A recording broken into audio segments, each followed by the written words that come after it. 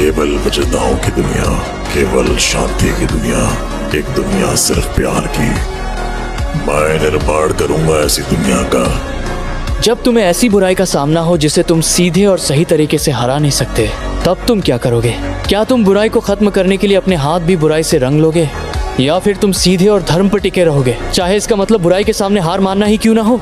जब तुम मरोगे तो अकेले ही रहोगे। तुम बस अपने और दूसरों के बारे में बेकार का डेटा जमा कर सकते हो, पर तुम ये नहीं सोच सकते कि अपने आप को ताकतवर कैसे बनाना है। ये मूर्ख हर जगह है जो अपनी भावनाओं और नैतिकताओं में बंधे हुए हैं। वे नियमों के जरिए आसानी से बेवकूफ बनाकर नियंत्रित किए जाने के ही लायक हैं। सबसे दुखद बात यह है कि जब वे दूसरों को इन बंधनों से मुक्त देखते हैं तो तुरंत आगे बढ़कर उनकी आलोचना करने लगते हैं और अपनी यही नैतिकता दूसरों पर थोपने की कोशिश करते हैं ताकि कोई उनसे ज्यादा आजाद न हो सके। इस प्रक्रिया में वे इस हास्यास्पद नैतिक श्रेष्ठता और झूठी खुशी का भी आनंद लेते हैं।